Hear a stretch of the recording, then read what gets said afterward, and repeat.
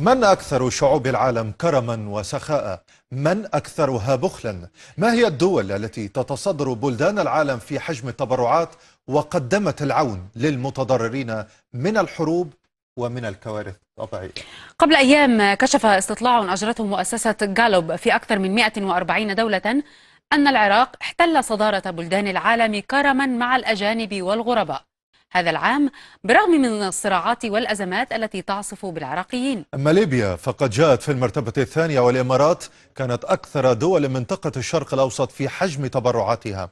أما كانت الصين وهي الأقل في حجم التبرعات على مستوى العالم. رغم الصراعات التي تعصف بكثير من البلدان، كشفت استطلاعات للرأي أن أهلها ربما يكونون أكثر كرما مع الغرباء حين يحلون ضيوفا عليهم، خلافا لما يعتقده البعض.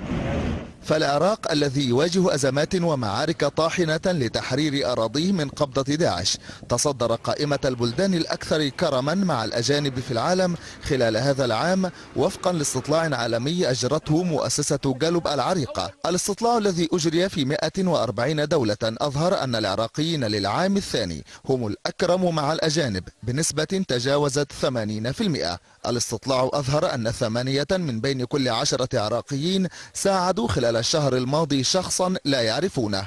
الاستطلاع حمل أيضا مفاجأة أخرى، وهي أن ليبيا جاءت في المرتبة الثانية من حيث كرم التعامل مع الأجانب بنسبة بلغت 79%. فرغم الأزمة السياسية والفوضى، لا يزال الليبيون يستقبلون الأجانب بالترحاب. وفيما يتعلق بالتبرعات المالية، فإن دولة الإمارات العربية المتحدة جاءت في المرتبة الأولى في دول الشرق الأوسط، وبريطانيا أوروبيا، وكينيا على رأس الدول الإفريقية. أما الصين فكانت أقل البلدان كرما. المشرفون على الاستطلاع أرجعوا كرم الضيافة عند العراقيين والليبيين إلى أن أزمات بلادهم تدفعهم ليكونوا أكثر شفقة وكرما مع الأجانب، بل وأكثر تعاطفا معهم.